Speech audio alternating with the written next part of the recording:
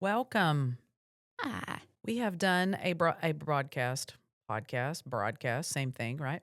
Uh, Similar. We have done a brain spotting podcast before, but we Mhm, had a lot more questions about it, and a lot of people mhm. are doing it with us now, and um, I think we kind of just wanted to address some of that. Yeah, there's a lot more questions as to what it is and how it works, and some skepticism maybe that Yeah, still hangs around yeah. it. It's one of those things that's growing in popularity in the therapy world, and I hmm think it's important that people have a good grasp on what it is exactly. Yeah, the information for sure, so that they don't just, you know me, I'm a very skeptical person anyway about Mhm. therapies and modalities. Um, but if they start to prove themselves and I see a change in people, I'm very open to that. So I love brain spotting. Didn't Mhm. know if I was going to. Yeah. I went into it probably the biggest skeptic there is. And it has proven itself to me. We've seen many Mhm. stories um, about people who really were stuck for a while in a traumatic thing, kind of move through it. And I'm impressed with that. Yeah. So yeah, so the scientific part of it is a little confusing. Mhm. Um, we definitely know that brain spotting is how you look affects how you feel. Mhm. So we know implicitly we have memories that are stored that we don't even know are stored, and our body tends to act those out, Right. right? Right. So brain spotting kind of goes in because you take in the information through your eyes. Eyes are a part of the brain; they're not attached to the Uh, brain. A the part of the brain. the retina is actually made up of brain cells, is There what you we were go. told. So Yeah, cool. an ophthalmologist may disagree with me, but that is what we were told in our You know training. what's weird is there was an ophthalmologist there at my training.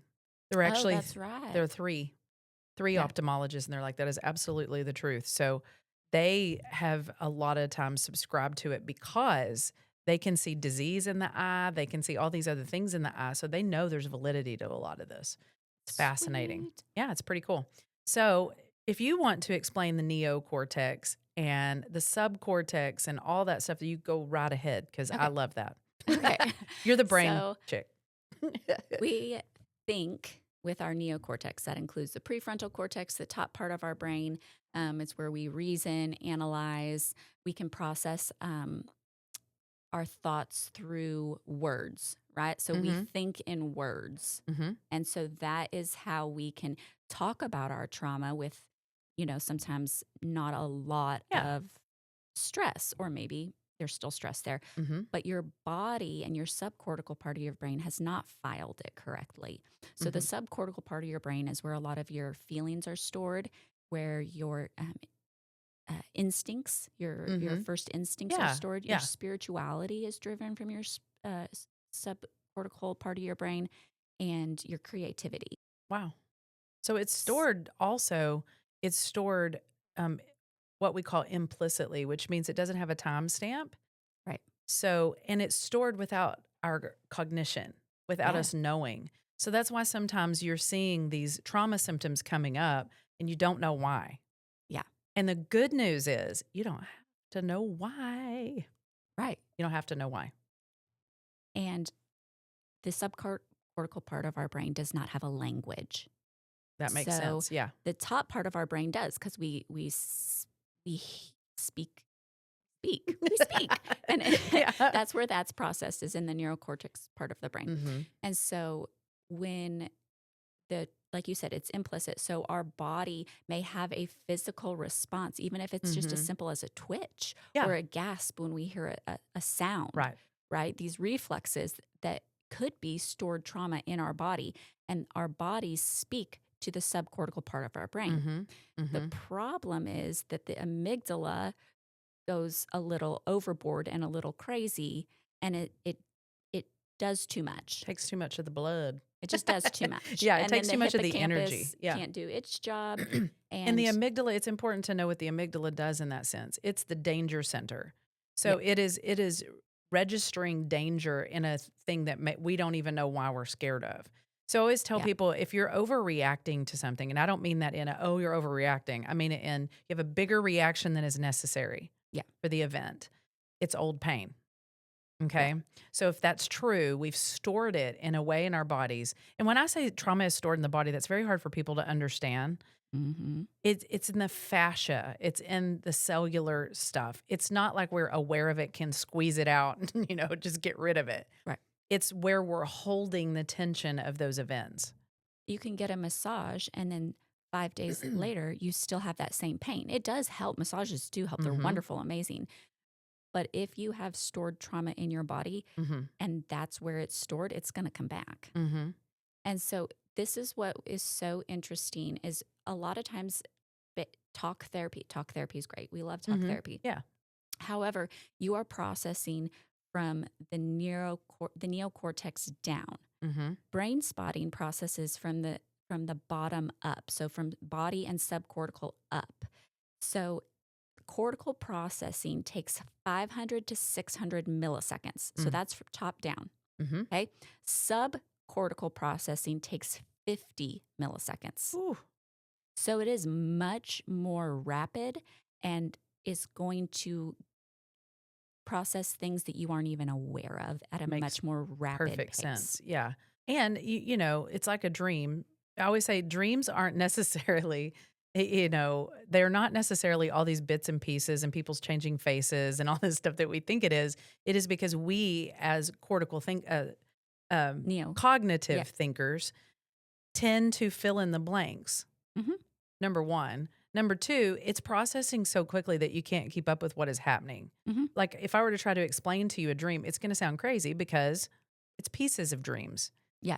a lot of times. So that is similar to the processing that occurs in brain spotting as well. Mhm. It's kinda Yeah. like mimicking REM sleep. Yeah, it is. You're processing that rapidly.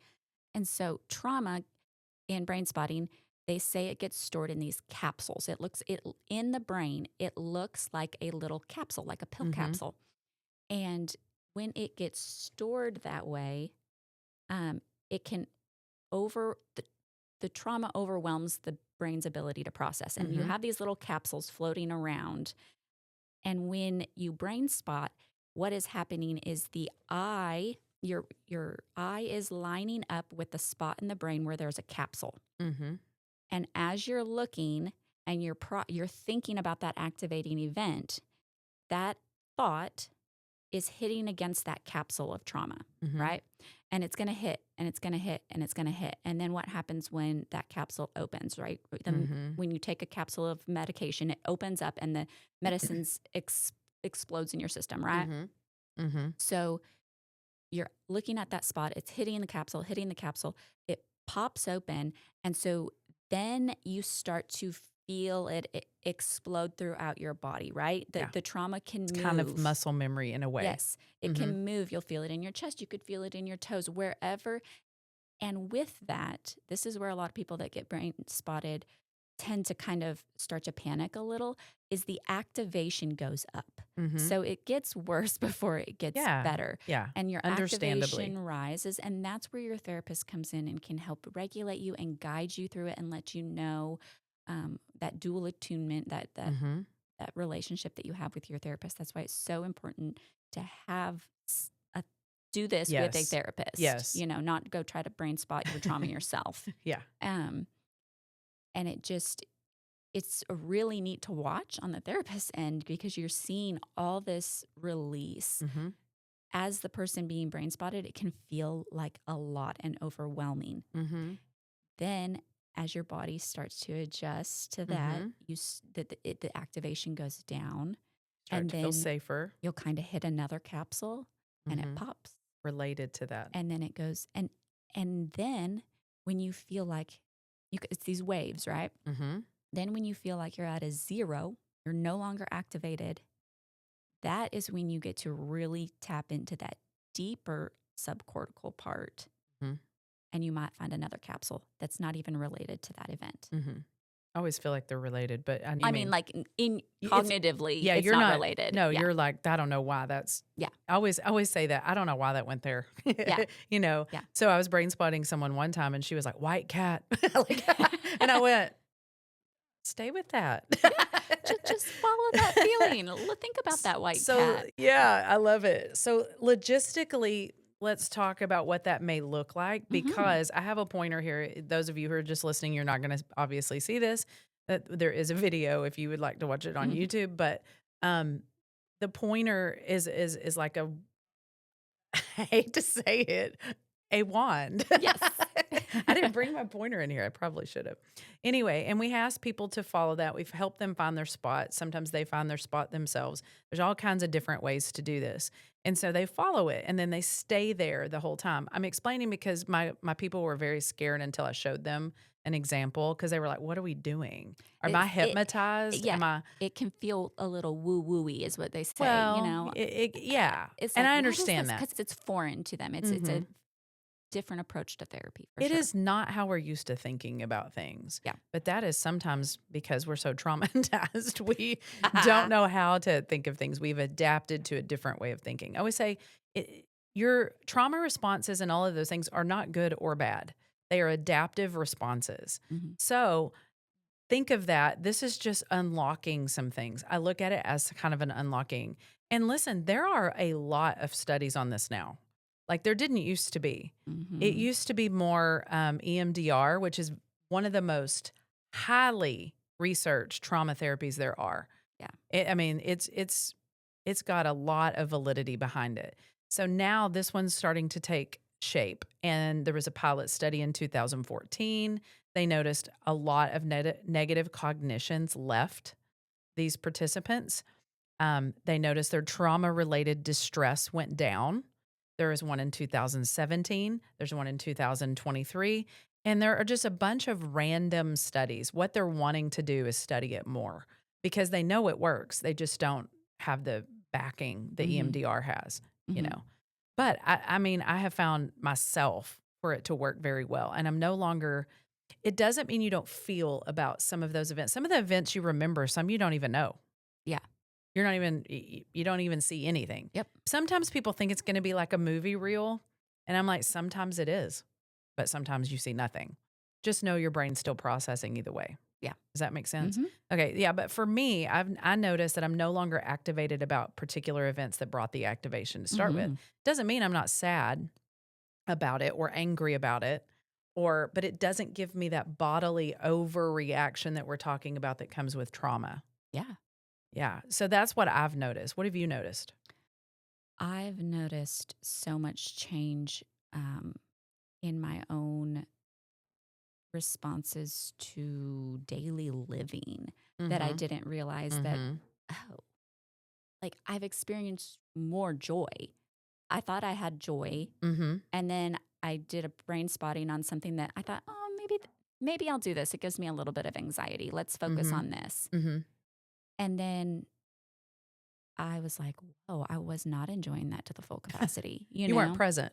You weren't fully Yeah. present. Yeah. Something was hindering you from being fully present. Yeah. And That makes sense. I've personally been working on this car wreck we were in Yeah. quite a few years ago. And I still have a hard time riding in a car, Mhm, driving in a car. And I've been brain spotting this I've probably done 6 sessions on it now. mhm. And it's still Layers. activating when I ride. Is the activation decreased? Absolutely. Good. But I Yeah. also notice different areas of my body when I when I'm brain spotting, Mhm, are releasing that trauma. So mhm. the last time I processed, it was all on the left side of my Yes. face. We got hit on the front Mm, left side, right? My face went numb. I could feel this, like it was just this intense feeling in mhm, my face. The time prior to that, it was on my right arm. After that brain spotting, I noticed that every time I rode in the car and got tense, my left arm went numb. mhm, So I was like, clearly the has not left my body yet. mhm. So I continue to brain spot it. Um, So what we would say about that, because, it makes people go, "Well, how many times do you have to do it?" We don't know yeah. until it processes. And sometimes it's so tied to something else Oh, 100%. that we don't know. One time I was brain spotting the car accident, Mhm. and it led into the fact that I don't, my trust issues. Yeah. It led Makes sense. into trust issues with everybody, Mhm. just my deep, Mhm. deep trust issues and where that came from and that trauma. So it led to something else, Mhm.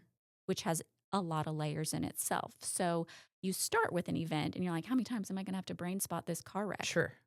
It could be 1,000 times because it might lead to 1,000 different things, Yeah. you Yeah. know? Well, and that's it. That's what we call that layers. Hmm. It's a layer effect. I may process and not be activated about this one layer, but there's another layer maybe surrounding even that same event, Hmm. or something else like a new relationship has triggered that. And so Oof. now it's like, oh, that's connected to it too. Yeah. And I know it sounds so strange, and I admit it does, but it's super cool. So I was looking at something, brain spotting versus EMDR, just as not as one is better than the other. 'Cause we do both. We do both here. Um, but as what are the differences? And I'm going to share some of that because I think that brings clarity because people have heard of EMDR, Yes. and a lot of people haven't heard of brain Love spotting. EMDR too. Yes, Don't get we me wrong. do. We do it here. Yes, we do. So the eye movements are different Hmm. in EMDR versus brain spotting. Brain spotting maintains fixed eye position that's linked to trauma. Okay. EMDR uses guided, rapid, bilateral eye movement. Okay. That's why it's called what it's called, right? Okay. The number of sessions, this is interesting. I did not know this part. Brain spotting has shown to be effective in fewer than 3 sessions. Typically, EMDR requires 8 to 12. Hmm. Just a different way. It's just a different way. There are things that EMDR, I think, oh my gosh, I would only use it for this Mhm. when I'm fully licensed. Yeah. I'm Yeah. trained in it, I'm certified in it, but not using it yet. Yes. Um, and then there's things where I'm like, I would only use brain spotting for this. I Mhm. can practice brain spotting now as where I'm at Yeah. right now. Yeah. So I do mm, brain spotting for everything right now. Yes. Um, I think that for things like, and this is just a personal preference, things like anxiety, Mhm.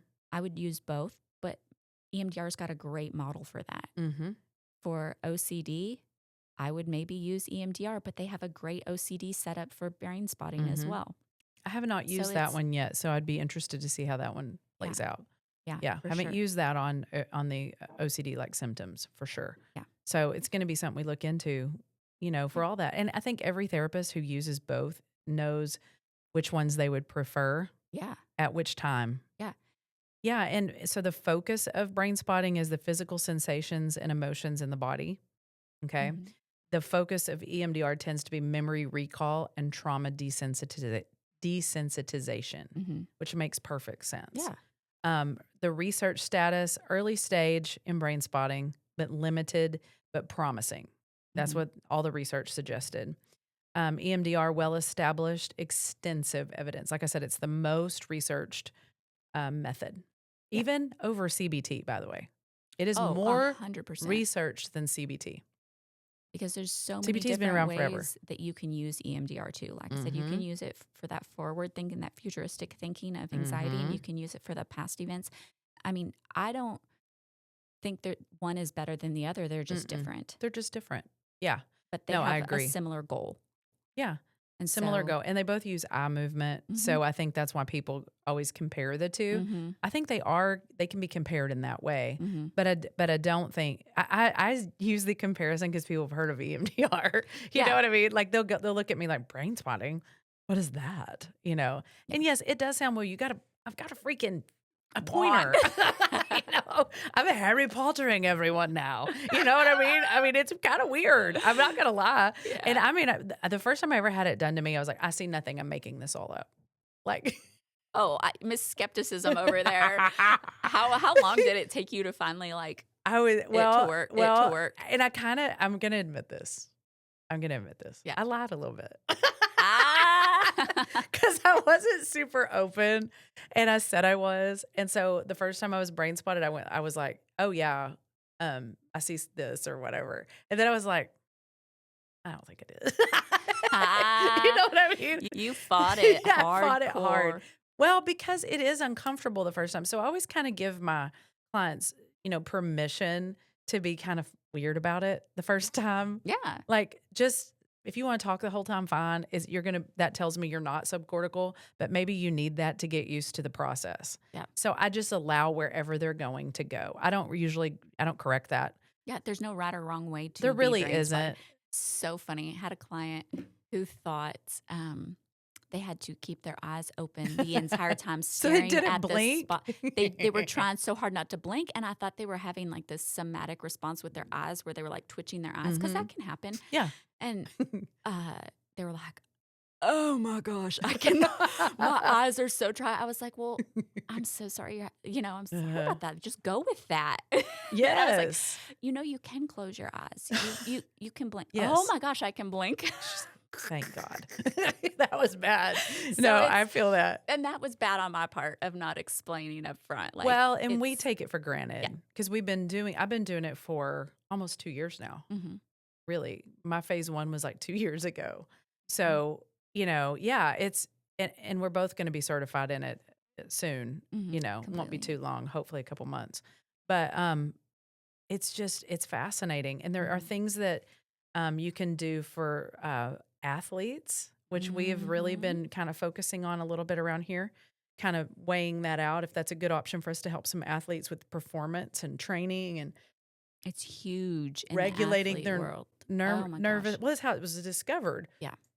Was an ice skater, Yeah. so makes sense. But yeah, there's things for. What are some of the other things So, it's used for? one of the things that I love about it is that it can be used in a positive way.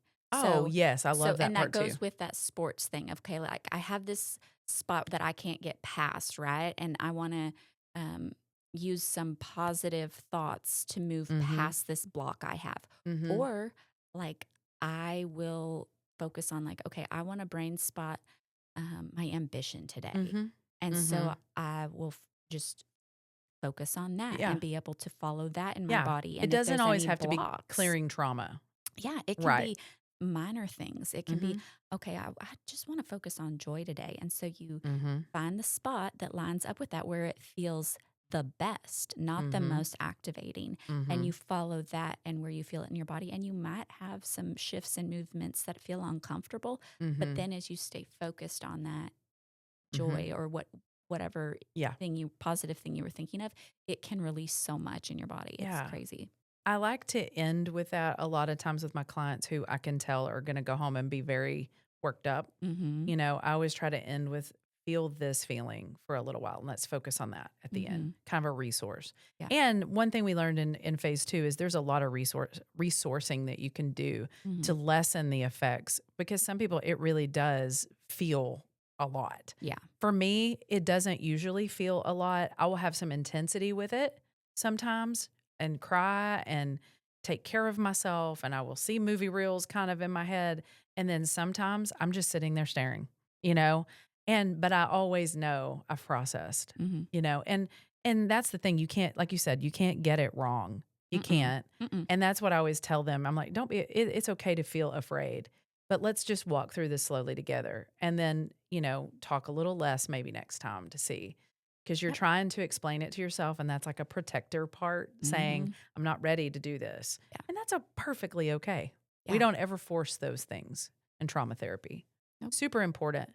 And I love it. And, I was trying to explain it to a client yesterday because she was like, I don't know. And I said, girl, I tell you what, I lied. I didn't. I made it up because I didn't like it either. But then I got to laughing about it later as I talked through that. I Mhm. really didn't make it up, but I thought I did because I actually did see certain things. And I thought, I'm making this up because I want to see something. Well, yeah, you are. Your brain, Your brain is your telling you. brain's going wherever it's going to go. Mm. And so as I say that, I mean, I'm kind of half joking with that, but literally. So I'm going to share one story because she is okay with me sharing this. I won't give any identifying details, but it was not my client. And she had been seen by her therapist who sent her to me since Mhm. she was 13 and Mm. she was in her 30s, I Mhm. believe. And super cool. She came in, couldn't even hardly walk in a store from social anxiety. Mm. Like all these years, nothing has helped Mm. except for she got a little bit where she could do certain things. But going in a store or anything was just completely overstimulating and overwhelming. She had severe trauma from Mm. childhood, severe. And I had one session with her, one.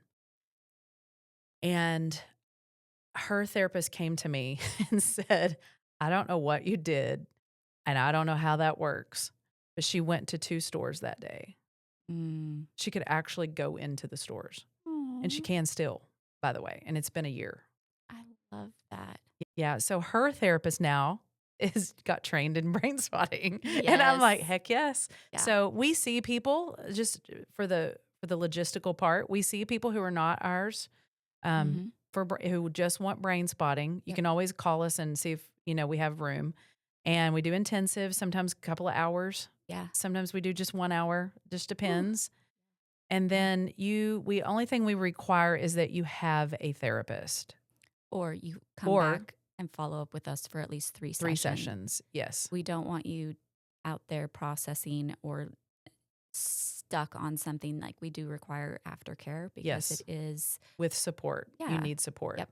So while you can call and just schedule a brain spotting appointment with either one of us, we are going to require that you have follow-up care either with us or with someone else. Yeah, I So, love it. And yep. like I said, it's just 3 sessions after is all Mhm. we require for Mhm. that, just because we wanna make sure, Yep. that you are fully supported and that you have what you need. And we So, can do it telehealth too. telehealth, yeah, who Just that knew? little plug out there. Who knew that was gonna work? Yeah, it works just as It effectively. works just as well, so don't be afraid to try us that way too. Yep. All right. All Brain right. spotting. Yep. If we have more questions pop up with that, we'll come back and address them as well because we've had a lot of questions about what is it? Why does it look like this? What are you doing? What is happening in the brain? Yep. And you guys are more than welcome to look some of that up, the research as well. There's a ton of it. Yeah, we've got So, a lot of information on our website as well. So, all right. all right. Till next time. Bye.